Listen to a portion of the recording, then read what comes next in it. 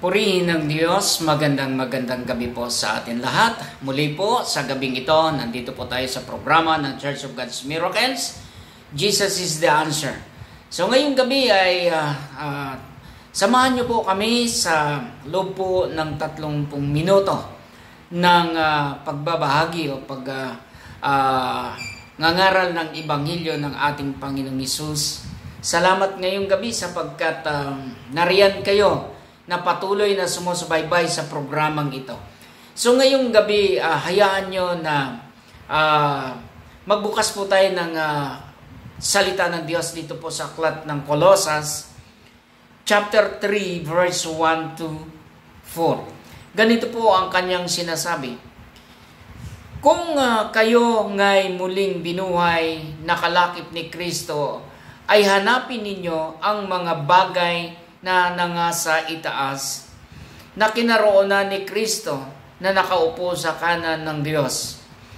Ilagak ninyo ang inyong pag-iisip sa mga bagay na nangasa itaas, huwag sa mga bagay na nangasa ibabaw ng lupa, sapagkat kayo'y nangamatay na at ang inyong buhay ay natatagong kasama ni Kristo sa Diyos.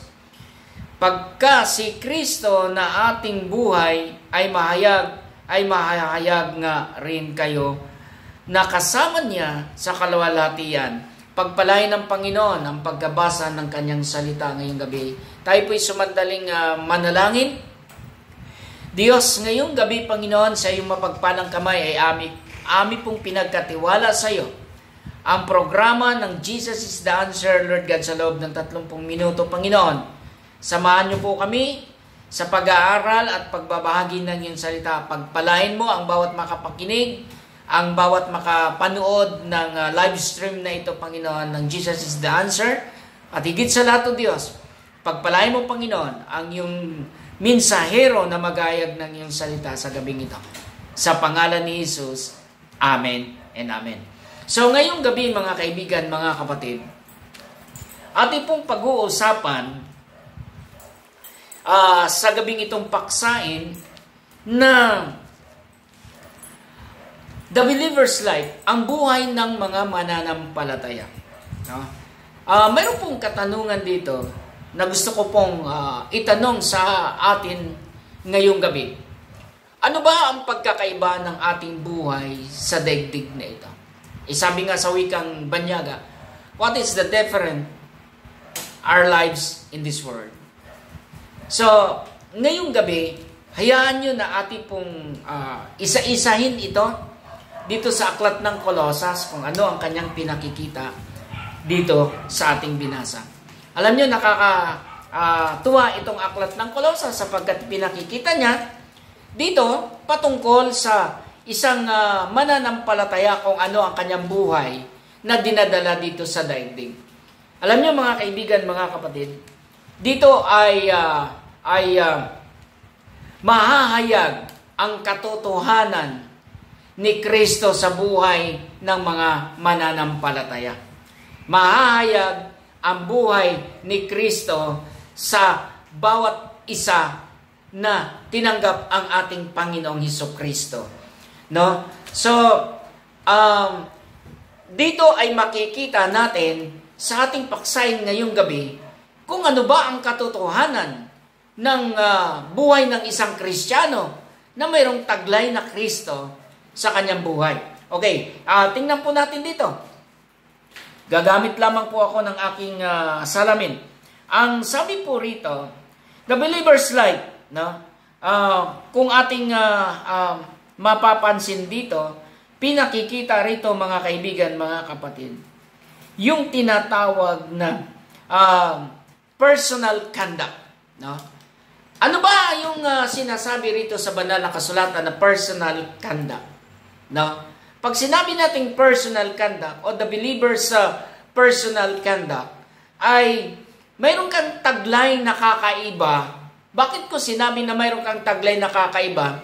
Sapagkat si Kristo Jesus ang nagdadala sa iyo. No? Kaya tinawag dito na the believer's personal conduct. Bakit? Kapag ang isang mananampalataya o ang isang tao na naka-encounter sa ating Panginoon, the moment that you encounter with Jesus, the moment you change your life, yun yung gusto kong makita natin dito mga kaibigan, mga kapatid. Na, ang sabi nga dito, when Christ is our life, no? Kapag si Kristo ang naging buhay natin, mga kapatid, take note of this, mga kapatid. Ulitin ko. Kapag si Kristo ang naging buhay natin, iba ka sa gitna ng sanlibutan nito. Iba ka sapagkat si Kristo na nagbibigay sa iyo ng buhay ay siyang nagbibigay sa iyo ng kaningningan ng kaluwalhatian ng iyong buhay. Kaya tandaan natin mga kaibigan, mga kapatid, na dito ay pinakikita ni Kristo sa atin. Ano ang ibig sabihin ng kapag si Kristo ay nasa atin? Ito, malinaw ang sinasabi sa Colossians chapter 3 verse 1. If you then be risen with Christ, seek those things which are above. Sa wikang Banyaga ay napakaganda po kung ating titingnan. Hanapin natin ang mga bagay na makalangit. No? So ang sabi niya, kung kayo nga'y muling binuhay na kalakip ni Kristo, tingnan nyo, kung tayo ay muling binuhay na kalakip ni Kristo, ang linaw po ng sinasabi dito sa Colosas, na ang tao na nakasumpong sa ating Panginoong Hesukristo ay binuhay, binago ang kanyang pagkatao. No?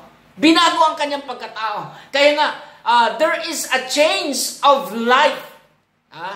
When you receive Christ as your personal Savior, there is a change of life. A change of life. Kaya sabi rito, kalakip ni Kristo ay hanapin ninyo ang mga bagay na nga sa itaas.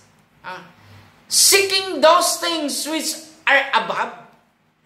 Ano ba yung sinasabi rito sa aklat ng Colosas, sa Kabanata 3 na ito? Kapag ikaw ay nakay Kristo na, you are differently in this world. Iba ka sa lahat dahil unang-una, bakit sinabi niya, hanapin mo ang mga bagay na makalangit. Seek those things which above. Ito yung gusto kong makita natin mga kaibigan, mga kapatid, ngayong gabi. Na kapag natagpuan mo si Kristo, nasumpungan mo si Kristo sa iyong buhay,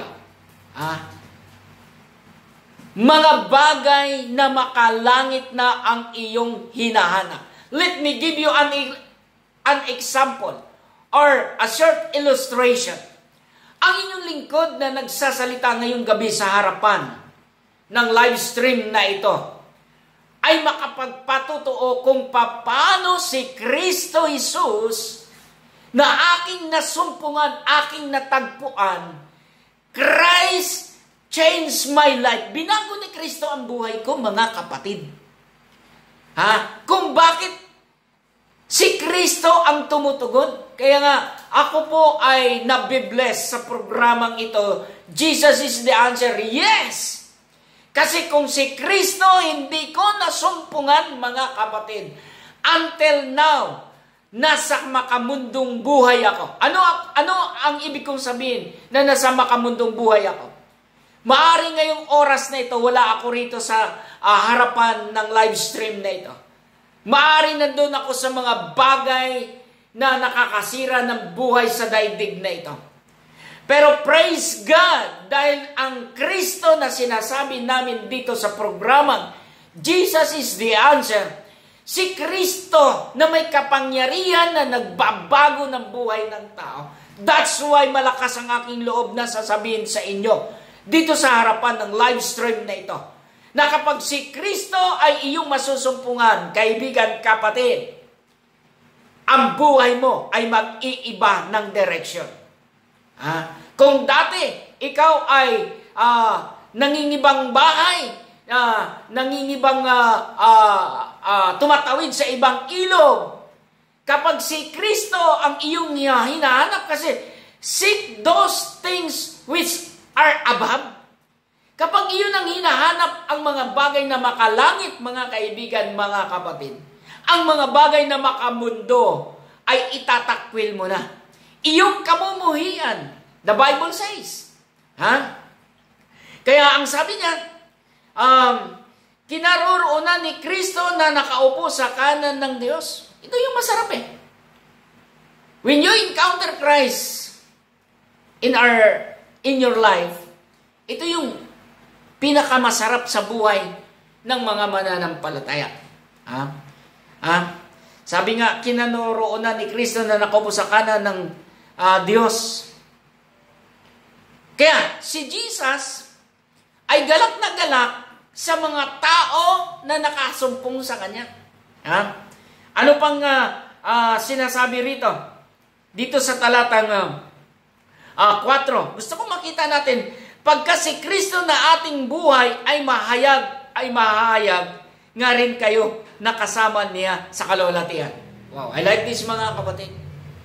Kaya gusto ko makita natin, take note. Makinig kayo, mga kaibigan, mga kapatid. Kapag ikaw ay Kristiyano na, huwag mo nang gawin ang mga bagay na makamundo. Kapag ikaw ay Kristiyano na, iwanan mo na yan. Iwanan mo na yan.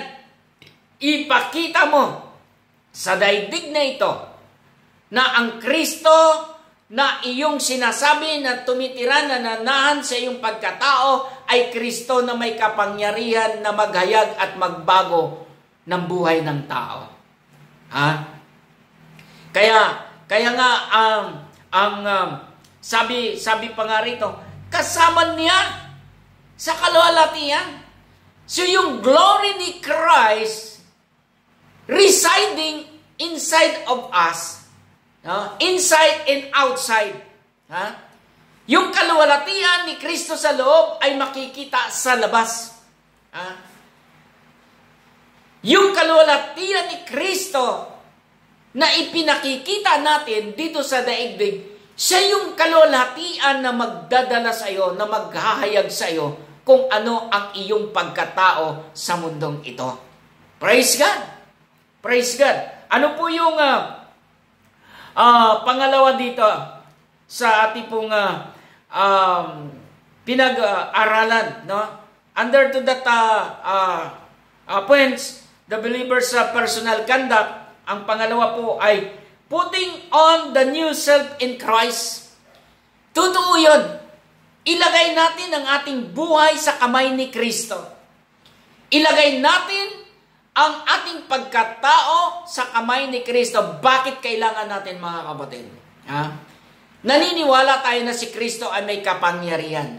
Naniniwala tayo na si Kristo ay may kontrol ng lahat ng bagay. Naniniwala tayo na si Kristo Jesus ay nakagagawa ng mga bagay na kamanga-manga sa tao. Mga bagay na sa tingin natin ay hindi mo kayang gawin. Pero mga kaibigan, mga kapatid, ano ang sabi sa Biblia sa aklat ng Lucas 18:27, ang sabi nga roon, walang imposible sa ating Panginoon. Kaibigan, kapatid, kung sa tingin mo at sinasabi mo na wala ng pag-asa, wala ng pagkakataon na buhay mo ay magkaroon ng pagbabago, kaibigan, kapatid. Ito, ang programa ng Church of God's Miracle, Jesus is the answer. Si Kristo, kaibigan, kapatid, ang katugunan ng iyong hinahanap. Sa tingin mo, ikaw ay neglected na sa iyong buong pamilya. Neglected ka na sa iyong mga kaibigan because of doon sa mga bagay na ginagawa mo sa sanlibutan na kinamumuyan at kinapuputan nila. Friend, kaibigan, may pag-asa pa kapag si Kristo ay hinayaan mo sa buhay mo na siyang mag-control ng iyong pagkatao, then your life will never be the same again. Your life will change in Christ Jesus. Tingnan natin.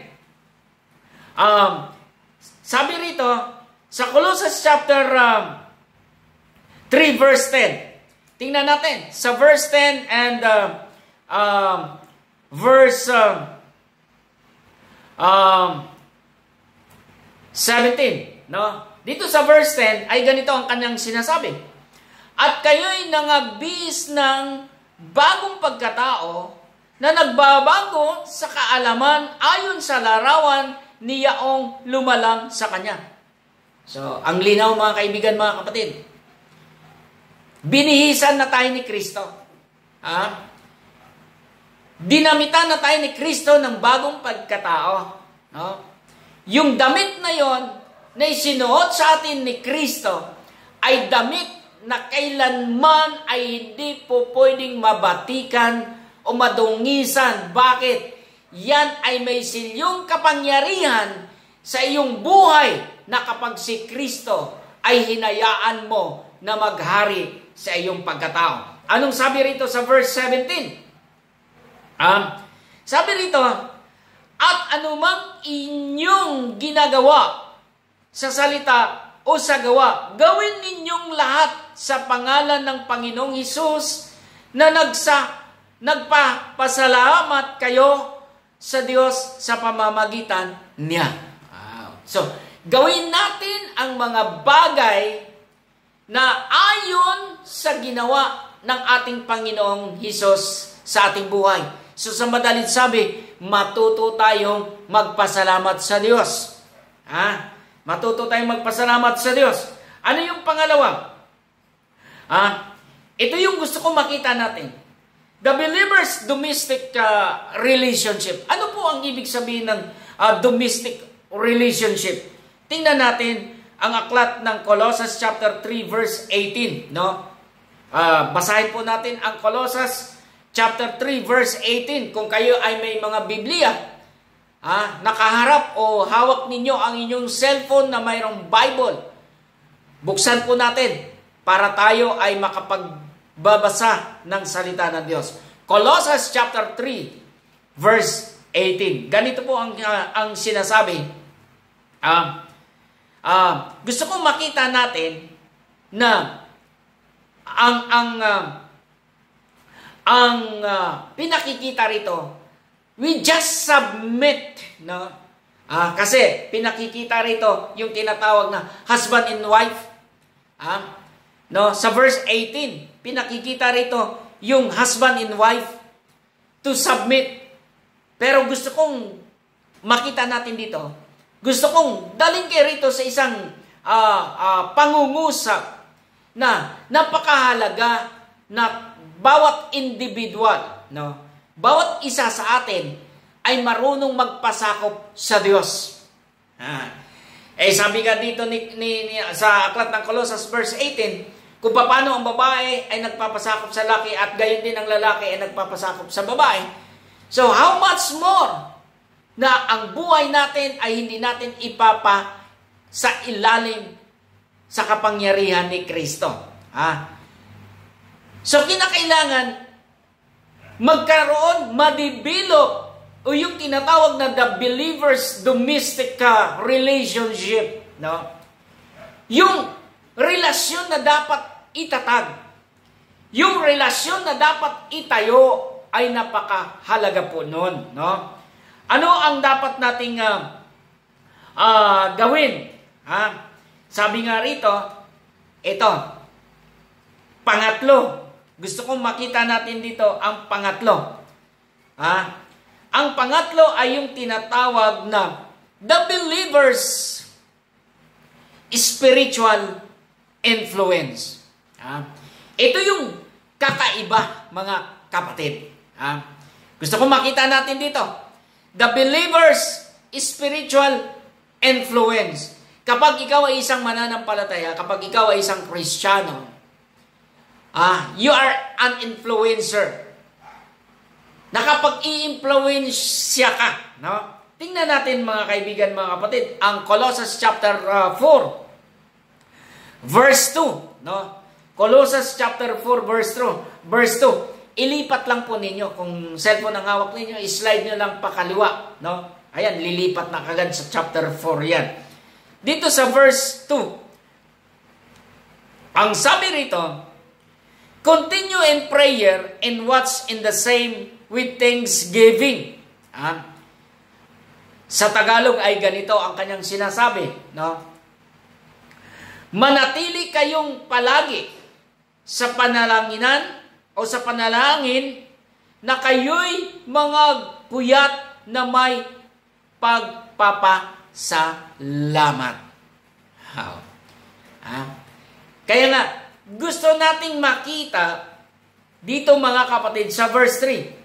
Sabi niya, na tuloy idalangin din ninyo kami na buksan sa amin ng Diyos ang pinto sa salita upang aming salitain ang hiwaga ni Kristo na dahil din dito may mga tanikala ako.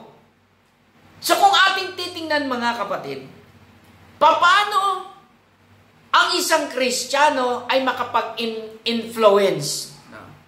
Makaakit, ika nga sa Tagalog, o makapag-akay ng isang kaluluwa. Kasi tandaan natin mga kapatid, tayo po ay may kapangyarihan to influence. No? Kumbaga sa ganito lang po ang simpleng illustration nito mga kaibigan, mga kapatid. Ang buhay ng mga mananampalataya o ang buhay ng isang Kristiyano ay kagaya ng isang magnet. Sino sa inyo ang nakakakita ng magnet?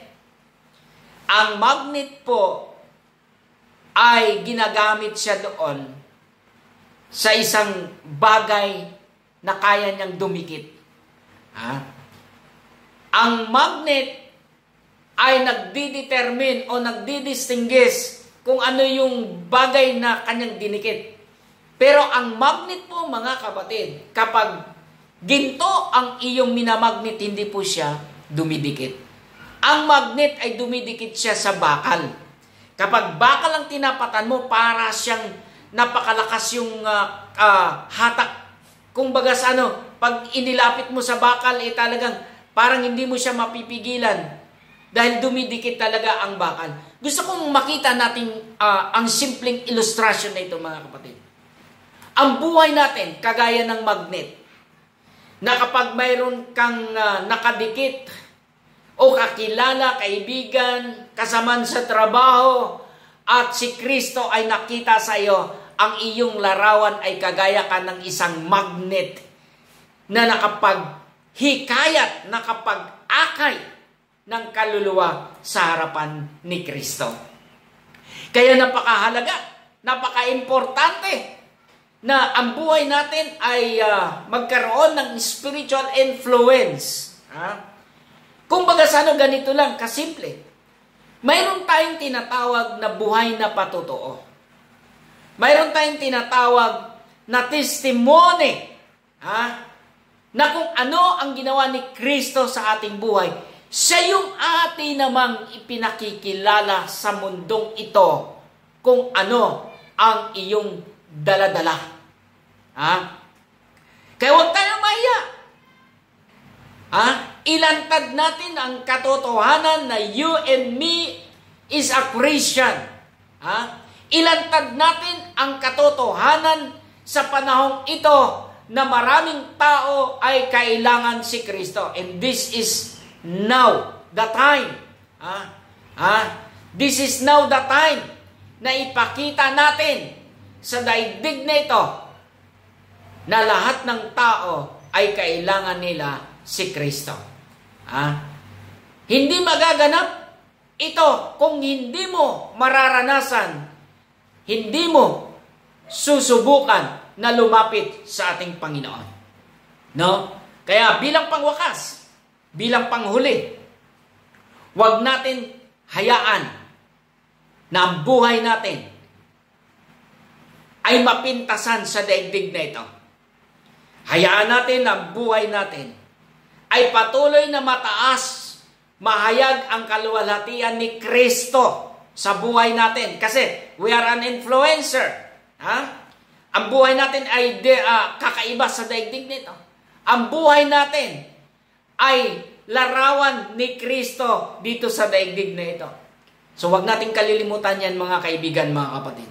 So ngayong gabi, maraming salamat sapagkat alam ko po sa mensaheng ito ay may napulot kayo na isang mabuting aral na siyang inyong gagamitin sa buhay ninyo upang kayo ay maliwanagan at masangkapan, tanglawan ng kapangyarihan ni Kristo sa daigdig nito. So salamat sa Panginoon. Ngayong gabi, tayo po'y manalangin. Diyos, maraming salamat sa gabing ito, Panginoon, sa programa ng Jesus is the Answer. At ngayong gabi, Panginoon, tuloy-tuloy kaming mananalangin na maraming tao na makasumpong sa iyo, Panginoon. At alam namin, Panginoon, ang programa ng Jesus is the Answer ng Church of God's Miracles, gagamitin mo itong malakasan upang ipahayag ang mensahe mo sa buong daigdig na walang ibang kailangan ang maraming tao kundi ikaw lamang, Panginoon. Salamat ngayong gabi, pagpalain mo ang lahat ng nanunood, lahat ng nakapakinig ng mensahe, Panginoon, pagpalain mo sila, O Diyos. Silang naghahanap ng pagbabago ng buhay, tulungan mo sila, Panginoon. Silang naghahanap ng katotohanan, tulungan mo sila, Panginoon. Silang naghahanap ng kagalingan at kapayapaan, katagumpayan, tulungan mo sila, Panginoon, ngayong gabi. Pagpalain mo ang bawat isa na nakapakinig ng iyong mensahe sa gabing ito. Sa pangalan ni Jesus, ang lahat ay magsabi ng Amen and Amen. So, salamat sa ating Panginoon. Muli po, ngayong gabi po, nagpapasalamat tayo sa ating Diyos sa programa ng Church of God's Miracles, Jesus is the Answer.